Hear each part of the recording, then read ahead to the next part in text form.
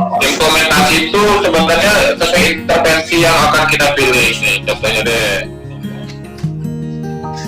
Contohnya, seorang wanita masuk ruangan UGD akibat kecelakaan. Didapatkan hasil pemeriksaan nilai GCS-nya untuk E-nya 2, motorik 2, verbalnya nggak ketahuan. Akrel dingin, tungkai hangat, terdengar suara nafas snoring, bengkak pada tungkai kanan dan cyanosis.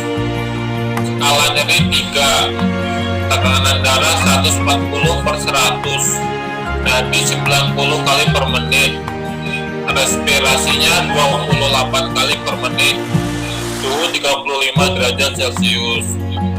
Kalau pertanyaan kira-kira diagnosa keperawatan apa yang muncul dan intervensi apa yang akan dilakukan, itu biasanya yang akan muncul. Dari contoh soal ini ada kalimat-kalimat yang susah dimengerti nggak? Atau belum paham deh? Akral dingin, tahu ya akral dingin? Nggak ngerti itu mas, akral dingin nggak ngerti. Akral dingin itu biasanya kita nentuin apakah dia kondisi tubuhnya dingin atau enggak. Kalau bahasa kita kan hipotermi ya, hipo rendah, termi jadi suhunya rendah. Akral itu di telapak kaki. Jika telapak kakinya dingin, ya itu salah satu tanda hipotermi. Paham ya akral ya? Selain akral ada lagi yang ditanyain.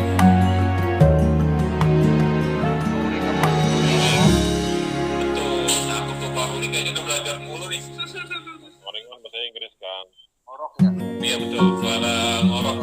Biasanya ada sumbatan jalan napas, bisa bentuknya padat, cair, atau gel.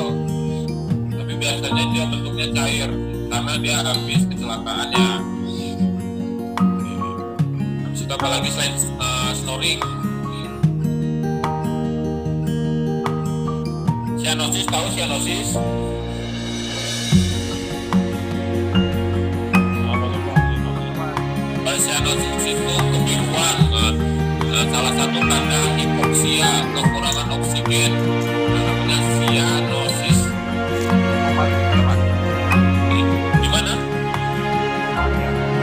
Iya, betul. Cyanosis.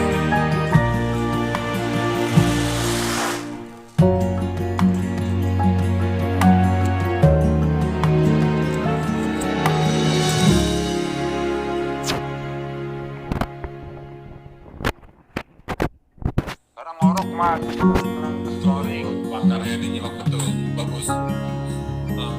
Perbanyak nggak kedeteksi karena dia ngorok, nggak bisa kita kaji. Kalau GCS-nya kayak gini, di verbalnya tulis aja terdapat cyanosis, bukan angka terdapat cyanosis. Nanti juga misalkan di hasil pengkajian dia terpasang NGT, verbalnya tulis aja terpasang NGT. Lanjut, tadi diagnosa atau intervensi yang akan dipilih. Ini menurut saya diagnosa keperawatan siang jalan napas tidak efektif. Datanya apa aja sih? Pertama saya pilih karena ada suara napas snoring, bukan ngorok, masih ada sumbatan. Terus adanya cyanosis. Terus respirasinya 28 kali per menit. Untuk nyeri akut ada skala nyeri 3, bengkak pada tungkai kanan, ini data tambahan sama tungkai hangat, sama hipotermia 36 derajat Celcius. Untuk menanggapi diagnosa paham lah ya, tadi ngambil data-datanya aja ya kita klasifikasiin. Ya. Sekarang di intervensi nih, boleh buka buku psikinya. Kita kan pertama ngambil diagnosa bersihan jalan napas tidak efektif, itu ada di halaman 454. Cepat aja ya, langsung 454.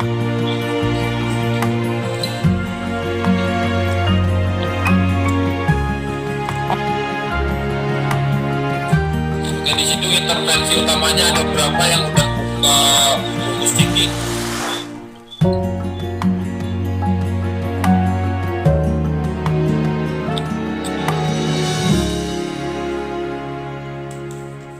Ada 2 mas. Ada 2. Yakin ada 2? 3. Nah, 3. Tiga. Apa aja, Pak? Latihan batuk efektif, manajemen jalan napas, pemantauan respirasi. Bagus, ada 3 benar. Ada 3. Mana baca Pak? Jadi kalau di intervensi itu intervensi utamanya dulu yang kita lakuin karena itu prioritas. Kalau mau nambahin intervensi pendukung boleh, tapi setelah dari intervensi utama. Oke, pertama ada latihan batuk efektif. Kita mau ambil kan nih kira-kira? Ya mas, ambil. Diambil, oke. Kalau untuk manajemen jalan napas, diambil nggak? Ambil juga. Ambil, oke. Pemantauan respirasi mau diambil nggak? Ambil. Ambil, oke. Langsung kita lihat tindakannya gimana sih? Nah, kita buka di halaman awal. Oke, latihan batuk efektif. Itu kalau di halaman awal itu Romawi ke-14 di buku Siki. Silakan dibuka.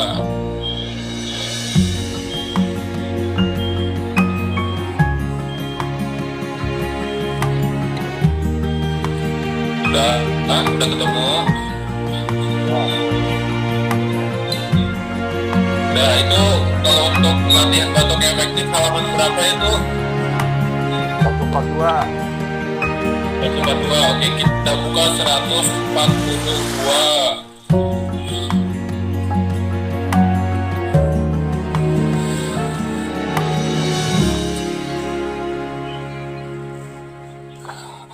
Untuk latihan batuk efektif di situ tindakannya udah jelas, ada observasi yang kita lihat, kita pantau, ada terapeutik yang kita lakuin, ada edukasi untuk promosi kesehatan, sama ada kolaborasi. Oke, ke Pak Karyapi latihan batuk efektif. Oke, cakep. Lanjut ke manajemen jalan nafas biar cepat dan standar itu di halaman 186. Oh ya, nanti misalkan di asuhan keperawatan, oke, waktu latihan batuk efektif bisa dijelasin. Misalkan kita di situ ada diobservasi, monitor tanda dan gejala retensi sekutum, kita tulis nggak apa-apa. Tapi kalau kita mau cuma tulis latihan batuk efektif juga cukup. Jadi bisa mau dijelasin, bisa cukup tulis latihan batuk efektif. Tadi yang manajemen jalan napas di 186.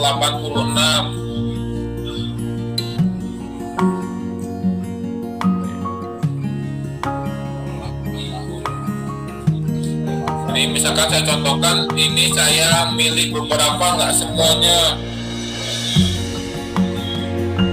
Ada lakukan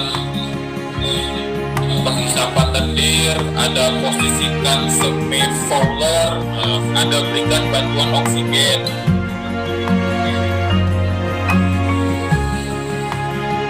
Ini bisa kita pilih beberapa, misalkan kita nggak akan mungkin ngelakuin tindakan semuanya. Misalkan di awal saya kayaknya nggak bisa langsung ngasih edukasi nih, karena situasinya nggak memungkinkan. Nggak apa-apa, nggak ditulis dulu, untuk edukasinya bisa di hari selanjutnya. Sekarang gitu. Coba kalau untuk pemantauan respirasi nih 246 apa aja tindakannya? Di halaman 246.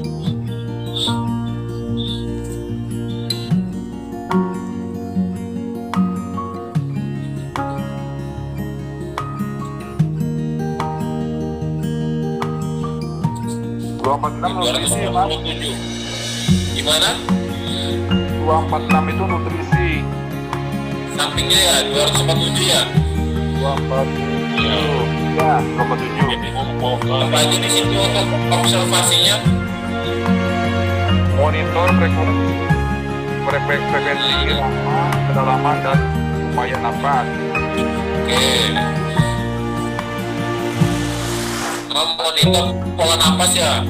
Ini ada monitor pola napas seperti bradipneu, takipneu, hiperventilasi. Ya lanjut. Kusmaul ya itu selanjutnya sama monitor itu untuk observasi. Observasi juga nggak semuanya nggak apa-apa nih. Kita misalkan ambil monitor frekuensi irama kedalaman sama monitor pola napas cukup. Karena kita ada berjalan jalan napas, kita tambahin deh kemampuan batuk efektifnya ada apa enggak bisa.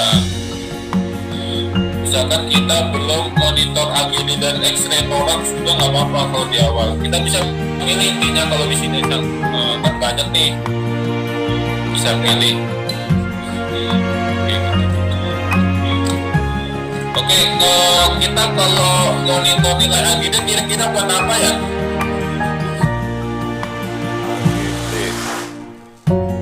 Singkatan nih AGD nih. Ya, AGD adalah analisa gas darah. Jadi fungsinya mengetahui kadar oksigen dan karbon dioksida dalam darah. Ntar kita tahu nih keadaannya asam atau basa, bisa tahu asidosis atau tidak. Kalau untuk monitor X-ray thorax kira-kira kenapa ya kita harus ke X-ray thorax? Buat mengetahui itunya, Mas, sekutumnya banyak apa enggak di paru-paru. Sekutum. Oke, selain itu deh, selain sekutum ada yang lebih penting. Subatannya, Mas. Subatannya. Oke. Ada yang lebih penting lagi nih dari respirasi pemantauan respirasi. Kenapa monitor X-ray thorax? Kita kalau pada pasien-pasien kecelakaan kita mikirnya ada resiko cedera pada bagian toraks. Nah, ini biasanya ganggu bisa berjalan jalan napas maupun pola napas. Salah satu kita tahu nanti dari hasil X-ray ada patahan nggak di valves di tulang rusuk di klavikula, atau ada penumpukan udara, atau ada darah di dalam toraks. Ya, Mas, ya. Kalau penumpukan darah di dalam dada namanya hematoraks. Hemat itu darah, toraks itu dada. Kalau pneumotoraks itu pneumo udara, toraks dada. Jadi ada penumpukan udara di dada. Nah, itu salah satu fungsi dari X-ray toraks.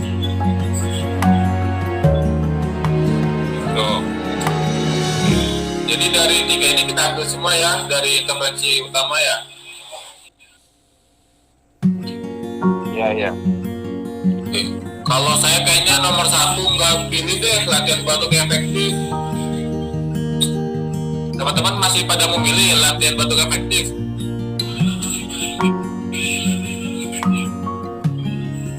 Kayaknya iya, Mas, nggak usah tuh, Mas, karena kan Gue ragu Pak. Bukan Punoboy aja tuh yang anemia. soalnya kamu kan kecelakaan.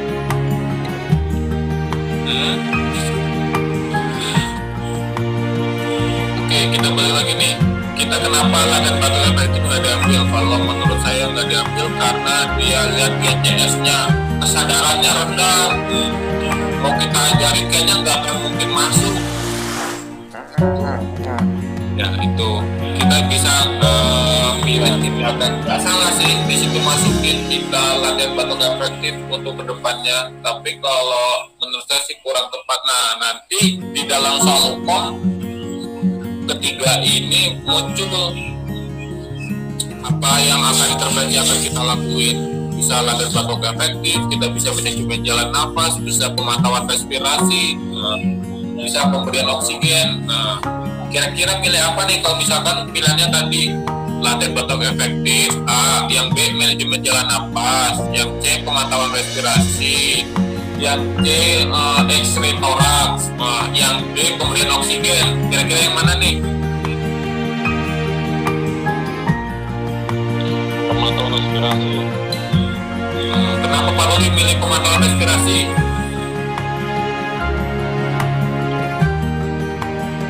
Alasannya apa Pak? Karena harus tahu frekuensi itunya, apa kedalaman napasnya. Oh, kedalamannya. Silakan yang lain gimana? Misalkan itu tadi pilihannya.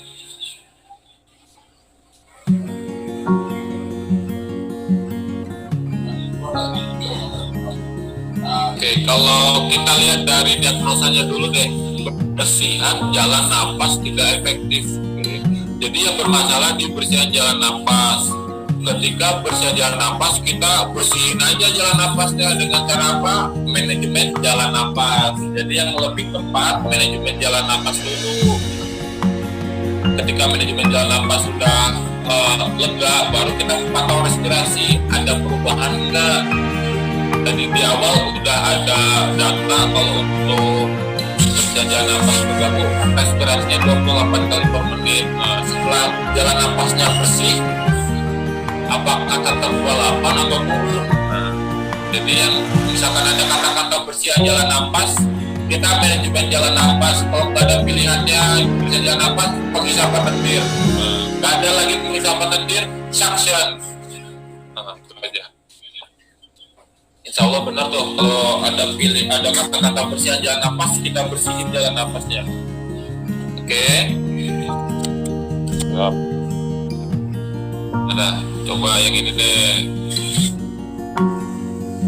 Nyeri akut, ada manajemen nyeri, ada pemberian analgesik, ada terapi murotal. Nah ini bisa nih salah satu nih.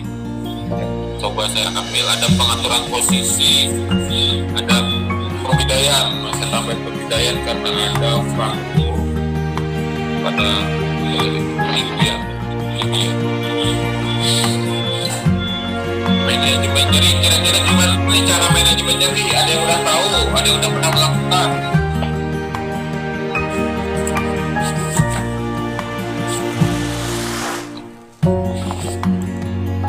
Belum ya, manajemen nyeri bisa kita lihat caranya di halaman 201.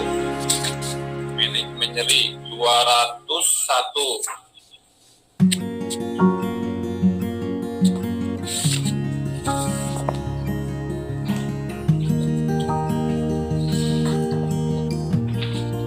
Oke, di situ ada tindakan observasi, ada skala nyeri, ada respons nyeri nonverbal. Apa tuh kira-kira respon nyeri nonverbal? Ada yang bisa jawab nih tentang apa sih respon nyeri nonverbal?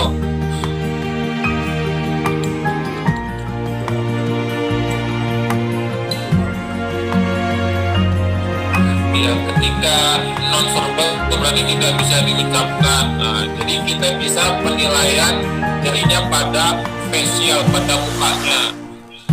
Ada namanya wong breaker. Itu. Udah berani belum wong breaker teman-teman? Belum. Udah semester ini ya belum ya. Wong breaker kita lihat aja. Entar deh dikirimin gambarnya. Ada urutannya dari dia nggak sakit sampai sakit maksimal. Ada skalanya di situ. Assalamualaikum. Waalaikumsalam. Udah pulang Mas dari majelis taklim? Baru nyampe rumah. Alhamdulillah. Lanjut Mas Rohimi, buka buku SDKI sama Siti. Oh, Kenapa? Timorotal, pemberian analgesik. Ada yang tahu maksud pemberian analgesik? Bisa dibuka halaman 241. Obat anti nyeri. Wah, ini cakep ini. Analgesik sudah jadi. Kalau kita pemberian obat-obat itu tindakan kolaborasi bukan? Ya, kolaborasi mas. Oh, iya betul, tindakan kolaborasi. Jadi kita ranahnya bukan pemberian obat tanpa perintah, kita harus dapat delegasi dulu dari farmakologi. Analis itu menyiapkan dan memberikan anti farmakologis. Oke. Untuk observasinya tetap karakteristik nyeri, identifikasi riwayat alergi obat. Oh iya, ini buat catatan, kalau misalkan itu pasien baru masuk UGD atau IGD, kita cek dulu ada alergi obat apa enggak. Udah diajarin ya cek alergi obat? Belum. Biasanya dosisnya itu dioplos dengan NaCl atau RL 10:1. Udah, itu disuntikin yang di bawah kulit itu. Ditandain dulu dosennya Umur Wahida kelas yang belajar rutin. Itu suntikan paling sakit. Kenapa paling sakit?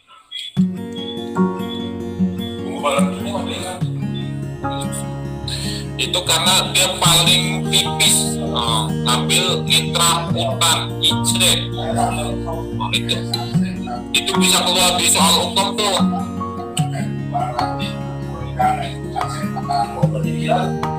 Bentuk dari tindakan apa tadi pemberian analgesik yang pertama adalah itu kita harus ada riwayat alergi obat, caranya dengan nitrakutan. Oh, tapi teman-teman belum pada praktek ya untuk nitrakutan ya? Belum mas. Kalau di sana ya nanti kita bisa belajar bareng ya nitrakutan. Tapi saya rasa nitrakutan paling sakit timbang di infus. Pak Ruli nih udah pernah diinfus nih, gimana rasanya Pak Ruli?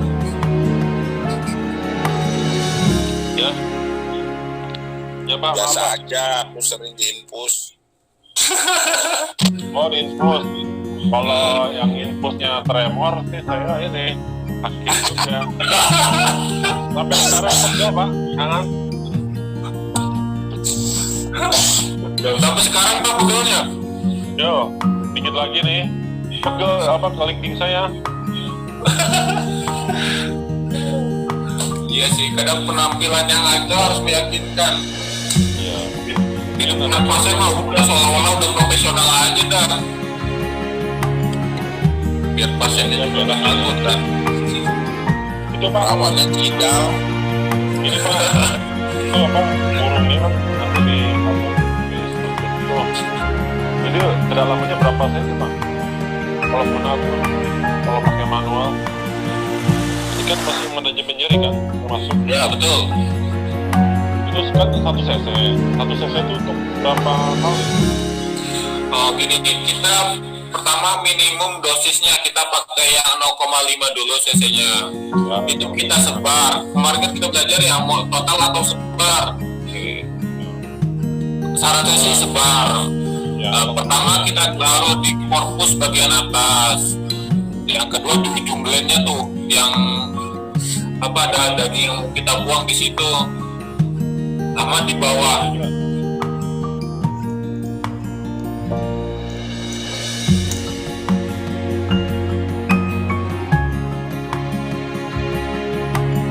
Better like that.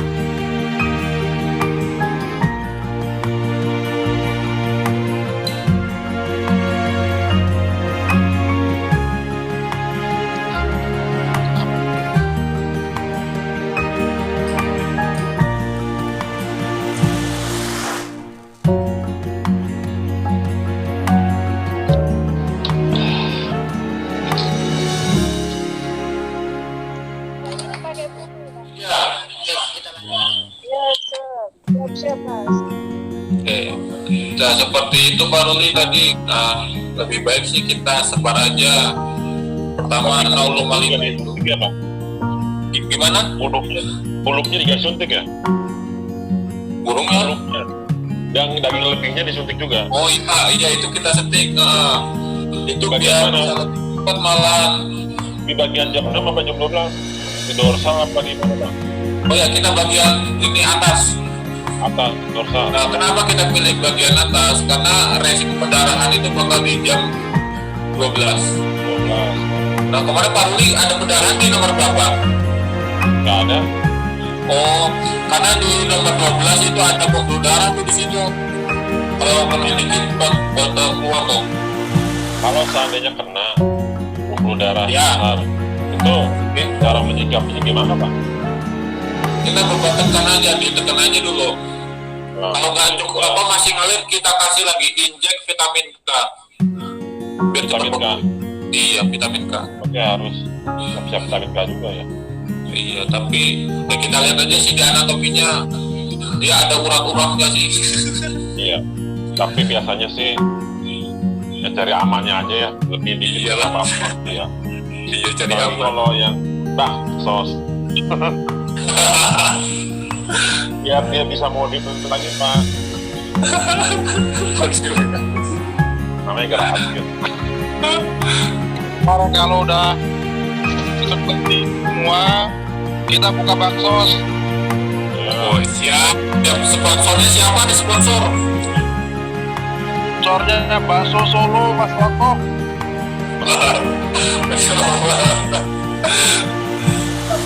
Nanti itu lagi apa daging lebihnya jadi bakso.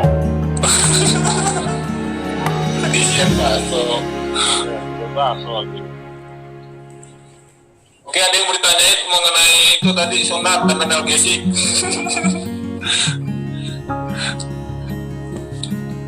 Jadi analgesik itu cukup 1 cc ya Pak, dibagi-bagi. Biasanya maksimal kita di 1 cc, tapi kalau praktik kemarin sih dia ketika 1 cc belum bereaksi dia tambahin aja. Sebenarnya kan itu belum bereaksi aja sih untuk anestesinya. Itu reaksinya kira-kira berapa menit Pak? Berapa detik? Biasanya cepet kok, di bawah 3 menit udah bereaksi untuk litup kain. Cepet. Apalagi kita bantu litup kain spray, ada yang seperti itu Pak. Itu bisa nambah ini juga bantu, kita membantu. Misalkan kita udah injek udah banyak tapi masih sakit, kita bisa spray. Kemarin kan pakai super jet kan. Ya seperti itu. Super jet lebih bagus sih itu metodenya, cuman kemana ada yang masih kerasa aja tuh, nggak taunya kok. Oh, itu tuh, itu Bang Namin itu, Pak Namin. Orang Hah? Pak Namin yang disunat Pak Oh Namin. iya, bukan Namin, dia Pak Namin rewel dia ya. Itu akhir sampai dia gemeteran. Oke, untuk analgesik selanjutnya ada terapi morontal. Ada yang udah pernah baca jurnalnya nggak sih? Terapi morontal ini dapat membuat nyeri berkurang, gitu, lebih pasien lebih tenang, nggak cemas, berkurang ansietas.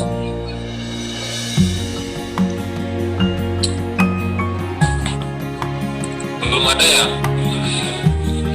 Belum paham Pak. Oh, ini morontal ya biasa sih, cuma didengerin lantunan ayat suci Al-Quran. Oh, Morontal. Morontal. Banyak Mas. Ya, Bagian yang lebih tenang tuh. Mas Rohim itu mah kerjanya Mas Ugi. Bapak Zuki. Itu. atas. Iya, terapi morontal ini biasanya dalam antibiotik banyak tuh yang pakai. Oleh Ya, bansosnya keliling, keliling. Tangerang, Cirebon, Sejak Bodetabek. Yang gini yang tarik keluar. Lampung, Baksos. Sponsornya kliniknya Bandi. Iya, harus ada sponsor karena apa ya? Pralonnya mahal. Sponsor itu ya tuan rumah, klinik terdekat, promosi. Sponsornya Pak Soto kan itunya banyak tuh pelanggannya. Iya, dia kan setiap ini sponsornya dia yang Cirebon, kita ini sponsornya Lampung, Bandi, Ya begitu. sampai Pakarya.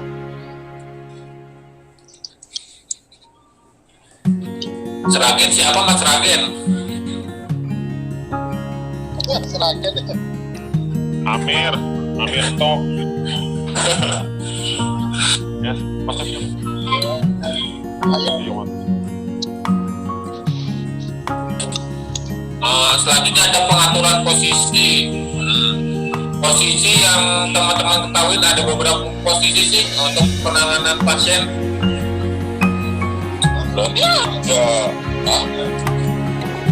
Ada posisi litotomi, ada yang tahu posisi litotomi bentuknya gimana?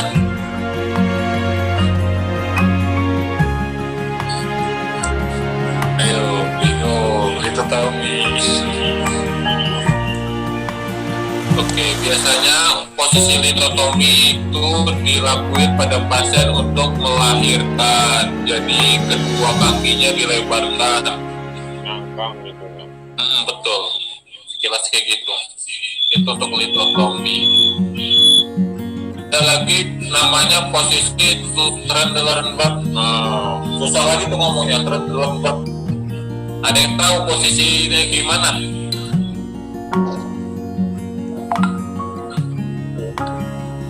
Posisi Trendelenburg itu posisi si kepala lebih rendah daripada kaki. Nah, ya itu. Oke, itu Trendelenburg. Ada lagi posisi Fowler. Ada semi Fowler, ada Fowler, ada dua nih. Kalau semi itu pertengahan Fowler, kalau Fowler itu 90 derajat.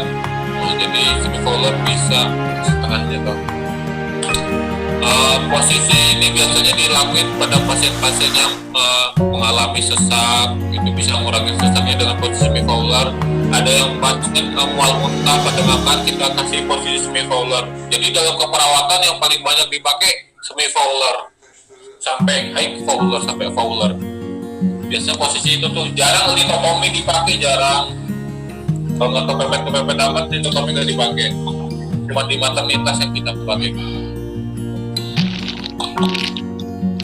Kita bisa kasih pembedaian dan hamil lebih. Walaupun di dalam psiki tadi kita nggak ada pembedaian di nyeri akut, kita bisa lihat kondisi pasien.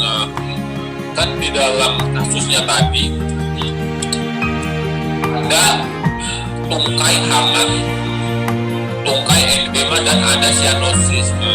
Kita di situ curiga adanya ruptur atau relativitas, adanya retakan. Kita khawatir ada yang patah, jadi kita bidai. Nanti lagi nih, ketika ada pasien jatuh dalam kondisi tidak sadar, kita harus yang diamanin pertama adalah bagian leher. Namanya pasang polar neck atau neck polar sama aja. Tuh, itu sekilas info aja sih. Itu nanti belajar di kegawat daruratan KGD. Ini untuk diagnosa terakhir hipotermia. Apa aja sih manajemen hipotermia? Hipotermia pernah manajemennya juga nih di halaman 183. Ayo Mas ini silakan 183.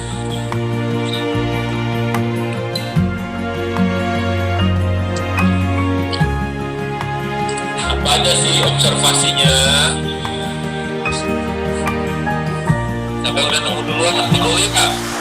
Ya, Observasinya apa aja Pak? Apa yang ditunggu nih? monitor suhu tubuh, Monitor suhu gejala tubuh. gejala, Selanjutnya monitor tanda dan gejala akibat hipotermia. penyebab tuh identifikasi.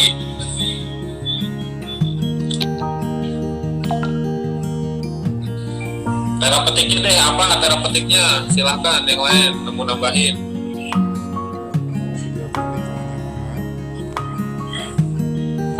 Lanjut Mas Dani. Ganti pakaian dan atau linen yang basah, lakukan penghangat Ya. lakukan penghangat Hmm. eksternal, Oke. penghangat aktif internal. Ada perawatan metode kanguru. Gimana nih kira-kira nih perawatan metode kanguru? Ada yang tak tahu belum? Kanguru otot loncat pak. Kanguru kan otot loncat. Bukan itu. Kan metode kanguru yang kantongnya itu ini biasanya untuk anak kecil. Diselimutin mas, selimutin. Ngutang. Ya selimutin untuk anak kecil. Bedong-bedong. Anak kecil dikompres kan. Coba tuh kasih aja metode. Oh ya, sama penghangatan aktif internal. Biasanya kalau pasien-pasien hipotermia itu waktu cairan infusnya diangetin dulu. Biasanya kita kasih selimut gitu, kita gituin aja, bisa ditaruh di atas ketiak juga bisa buat ngangetin.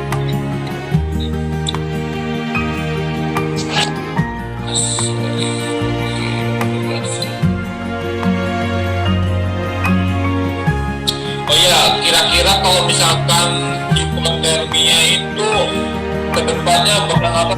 Sebab akibatnya dong, akibatnya deh hipotermia. Bisa menggigil, terus panas. Oke, selanjutnya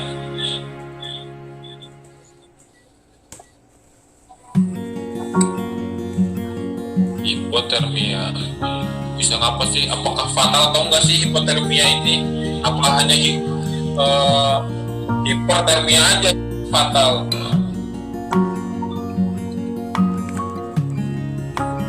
Fatal bukan. Kok fatal? Bisa jelasin dong apa kenapa bisa fatal?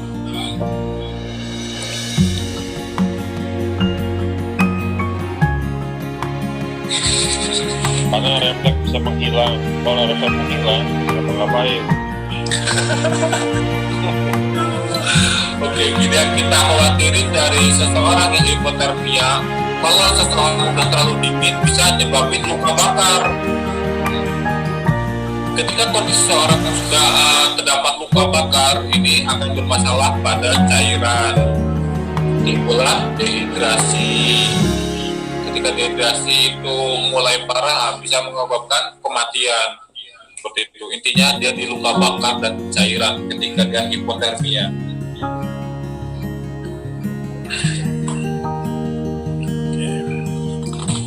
Hipotermia udah. Selanjutnya deh, langsung soal aja. Ya, oke, ini adalah sekarang pasien yang laki-laki.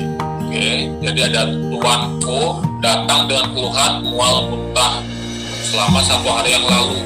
1 hari yang lalu dia memuntah.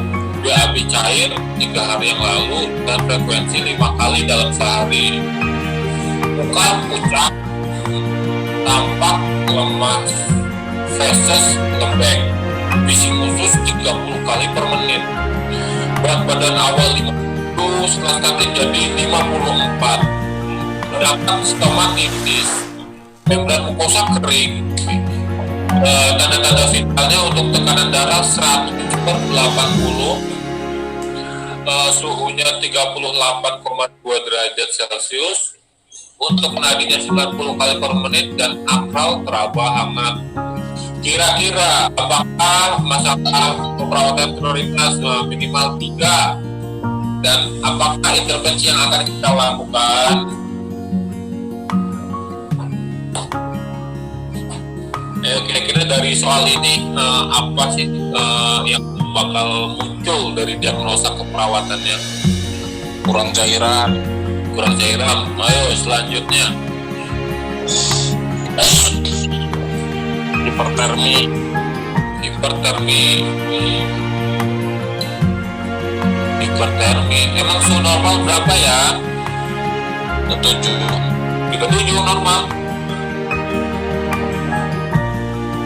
35. Normal, dari normal, rata normal dari berapa ke berapa? 36 normal. sampai 36. Rentang normal 36,5 sampai 37. 37,5. Ya, 37,2, 37,5 udah semi finish namanya. Tapi masih kategori normal, nggak apa-apa. Oke. Berarti ini hipertermi. Selanjutnya, habis cairan sama hipertermi, apalagi ada data banyak bahkan ada yang lebih utama dari itu. Silakan. Mual muntah mas. Bang Muntah, dia masuk perawatannya apa nih mas? Mual muntah. Ya itu tanda dan gejala itu datanya. Kalau untuk diagnosa keperawatannya, Oh. Nutrisi, nutrisi. Apa nih maksudnya nutrisi kemana nih? Nah, ada banyak nih nutrisi ya. Risiko kebutuhan nutrisi. Cairan. Cairan. Kebutuhan nutrisi kurang dari kebutuhan. Kurang dari kebutuhan. Oke, yang lain tentang nutrisi, ayo udah banyak tuh nutrisi. Jadi STKI halaman 11 Romawi. Ada berat badan lebih, ada defisi nutrisi, ada diare, ada disfungsi gastrointestinal. Oh, silahkan dipilih yang mana lo. Banyak banget. Diare bisa. Udah 3 hari, 5 kali sehari, jadi diare.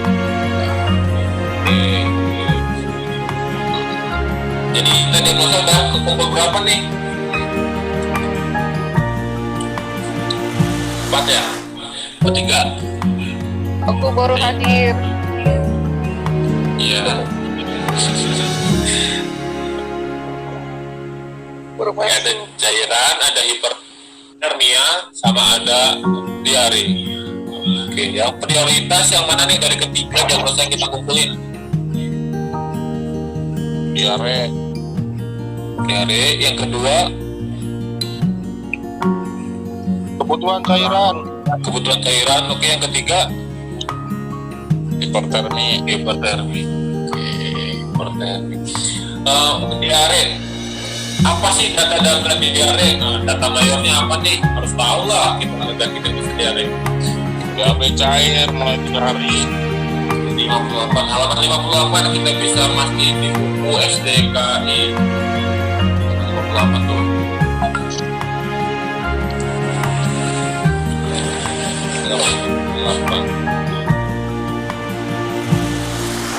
Ada yang udah ketemu halaman 58 data mayor dan data minor.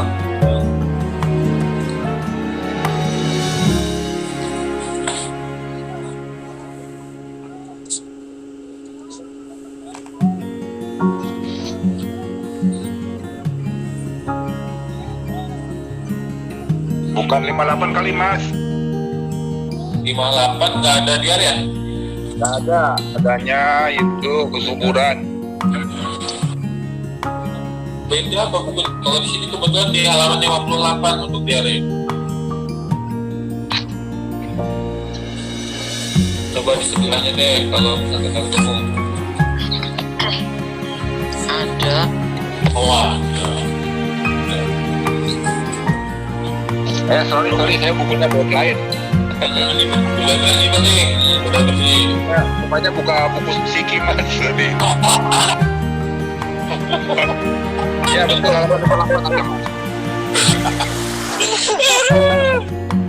Kocak. Sambil nonton itu sih, sambil nonton Aldebaran. Oh iya. Apa Indi Kita Barat? rakitan sendiri bukunya mas.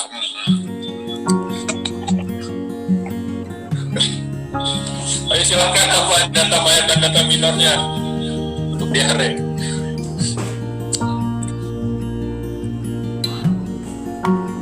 Lemas. Mas?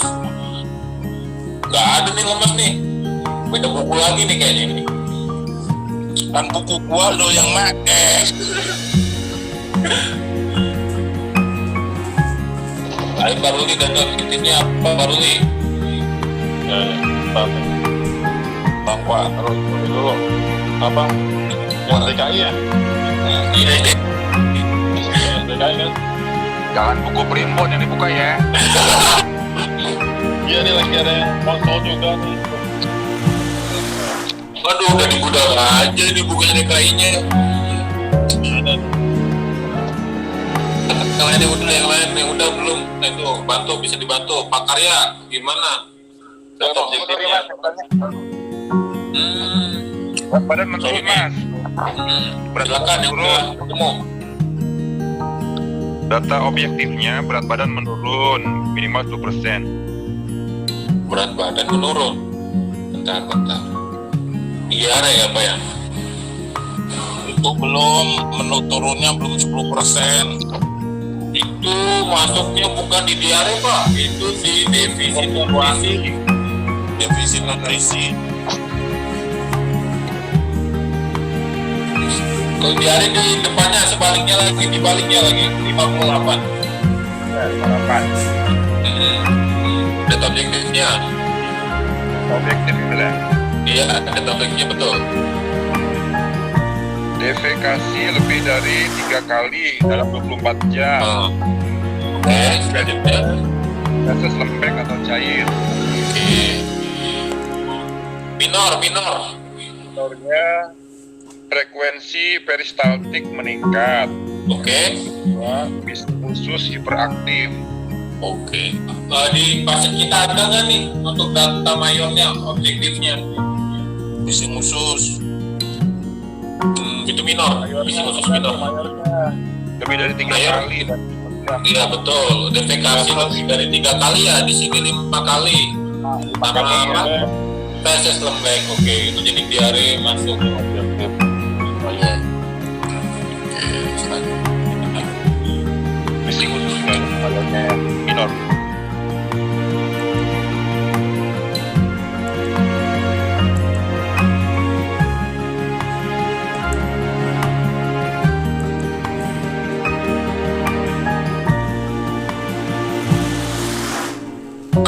Mayornya hipertermia. Apa mas?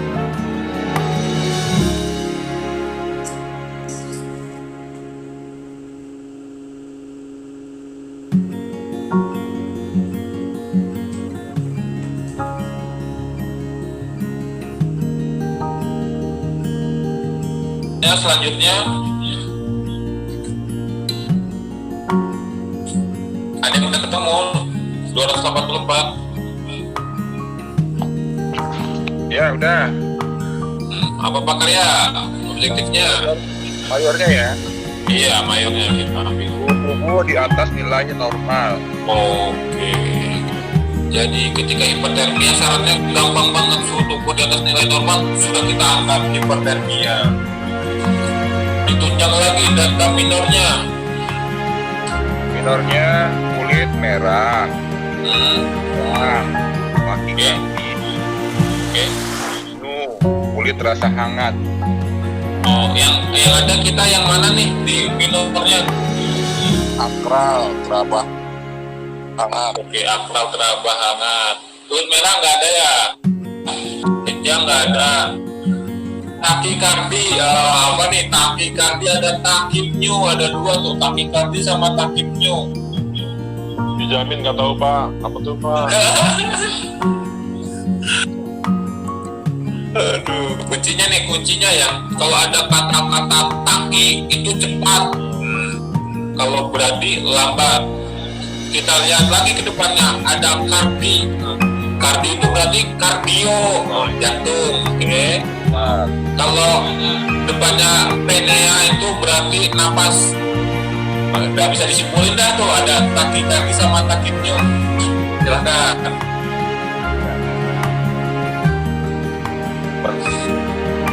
Gimana takiknya sama takik?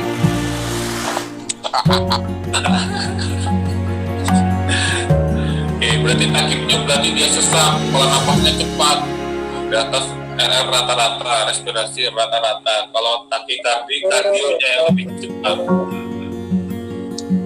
Oke. Berarti ada hipertermi dengan diagnosa diare sudah. Selanjutnya diagnosa keperawatan apa yang bakal muncul?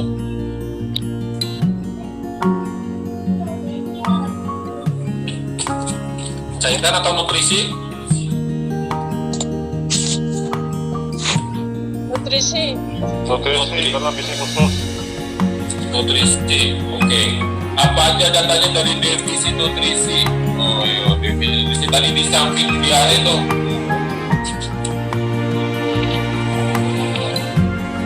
Itu berada di halaman 256. Defisit nutrisi. Apa tadi Pak Fred udah nyebutin tuh data mayornya? Turun berat badan 10%, tapi itu kan belum 10%. Oke, selanjutnya. Cuma satu doang. Oh, cuma satu doang. Apakah nggak ada stomatitis? Sariawan, apakah ada sariawan atau tidak? Ada. Membran mukosa kering. Ada stomatitis. Oke, ada diare kita? Ada. Ada. Terus ada bising usus hiperaktif? Ada.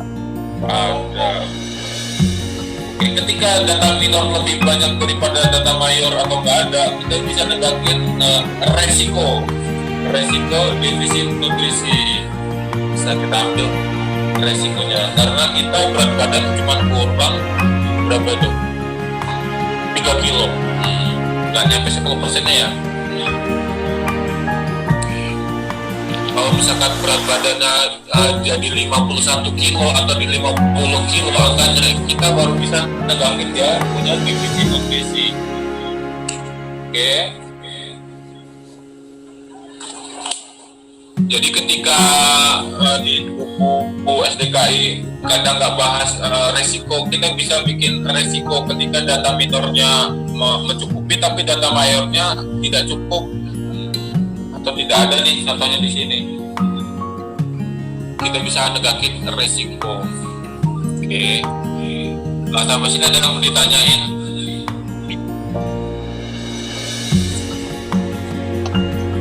Mas Wahyu, Ya siap. itu soal ya dapat stomatitis. Stomatitis itu radang itu ya, lampu ya, perut ya. Oh, bukan. Stomatitis itu sariawan. Kalau gastritis, nah baru itu. Di lambung tuh gastritis. Ya. Stomatitis ya. Stomatitis ini sering betul nih kalau kalimat ini keluar dalam soal-soal hukum. Stomatitis, gastritis, cyanosis. Cyanosis tadi apa tuh cyanosis? Memar. Kebiruan. Kebiruan. Iya, kebiruan cyanosis. Itu bahasa-bahasa kayak gitu tuh yang harus kita pahami. Bikin susah aja sih sebenarnya bahasa-bahasa kayak gitu. Tapi jadi keren Mas ya. Wah iya dong, itu bedain sama yang biasa. Gua banget tuh, Gimana? Gua banget. Waduh, ngomong keras aja lah, harus hipertermi. Udah dipersulit. Gaya banget lah. Sampai cara pertanyaan. Karena soal-soal hukum gini nih, datanya nyebar banyak, bisa negatif diagnosa aja, bisa 4, bisa 5. Kita suruh milih diagnosa, milih tindakannya apa yang tepat. Gitu.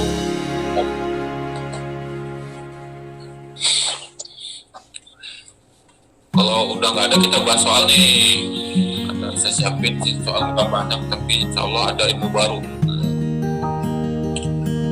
Ya, lanjut Mas. Lanjut ya. Berarti kita di pertemuan kedatang kita coba belajar kaji skala nyeri dari facial ya, dari kompleks dari wajah. Soal tadi udah kelihatan apa kurang besar?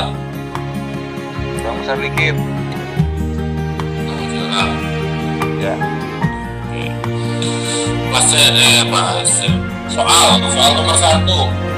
Seorang wanita dengan usia 46 tahun dirawat rumah sakit jiwa dikarenakan selalu berdiri dan berdiam sejak 3 minggu yang lalu. pada saat pengkajian pasien mengatakan ia tidak tertarik untuk bergaul dengan orang lain dan lebih suka menyendiri. Perawat mendekati pasien dan berkata, saya akan menemani ibu sekitar 10 menit. Jika ibu ada yang ingin disampaikan kepada saya, silakan. Apakah teknik komunikasi yang digunakan pada pasien tersebut? A. Menawarkan diri. B. Merefleksikan diri. C. Memfokuskan diri. D. Melindungi diri. Atau E. Menyatakan observasi. Ayo, gimana nih teman-teman? Ini yang mana nih? A. Menawarkan diri. A. Menawarkan diri. Kenapa nih pilih yang A? Ya, karena kan jika ibu ada yang mau sampaikan, silahkan kepada saya. Siap. Oke, untuk kalau kira-kira diagnosa keperawatannya yang muncul apa nih dari pasien memiliki gangguan pada psikologisnya? Depresi. Apa sih tanda mayor dari depresi? ADR. ADR ya. Apa sih ADR ini? Percaya diri rendah. Saya Dia nggak mau bergaul, dia menyendiri aja. Oke. Selain harga diri rendah ada lagi.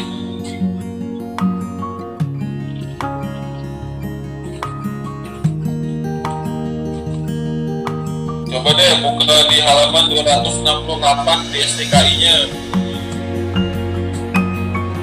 Ada diagnosa apa tuh yang muncul tuh kira-kira? Empati. Paha atas.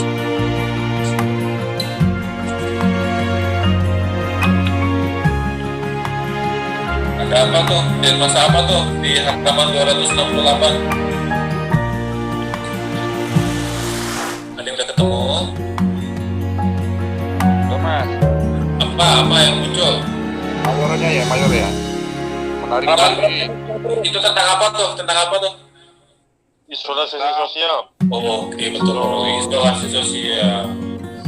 Definisinya apa tuh? Biar tahu nih kita nih.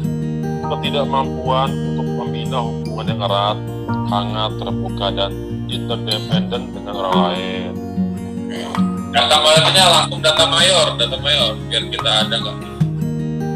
Merasa ingin sendirian, Oke, merasa ada di tidak situ. aman di tempat umum. Ada. Objektifnya menarik diri, tidak berminat atau menolak berinteraksi dengan orang lain atau lingkungan. Oke. Tuh, berarti kita data mayornya ada semua ya. Ada. Jadi jangan terkecoh antara harga diri rendah sama isolasi sosial.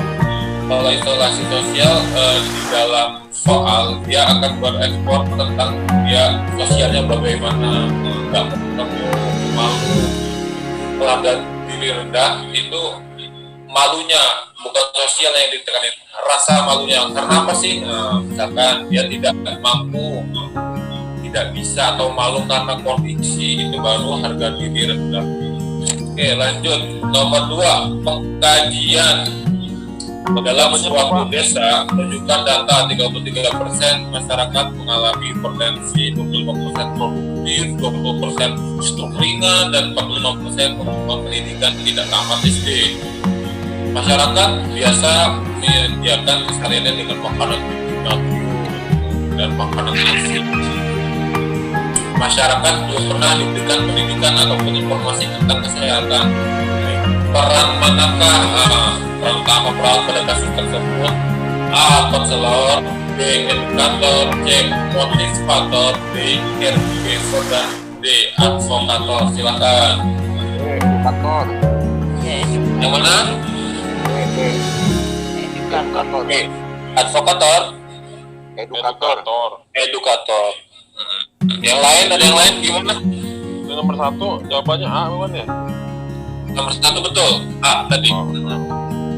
Nomor 1 tadi yang menawarkan diri. Lanjutnya nomor 2 tadi apa? Jawabannya pada pilih apa nih? Edukator.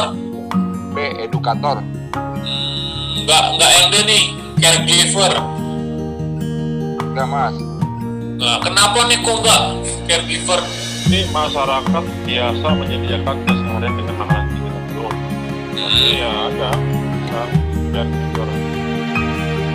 Karena kan memberikan menyediakan kan biar Menyediakan, nggak konselor, nggak kita konselingin antara masyarakat dengan ahli gizi. Enggak mas, itu masyarakat belum pernah diberikan pendidikan. Jadi peran perawat adalah sebagai edukator, memberikan penyuluhan. Ya betul, jawabannya yang kayak paten jawabannya udah bisa. Edukator, oke, intinya pada soal-soal ini masih berkaitan dengan edukasi atau tentang promosi kesehatan.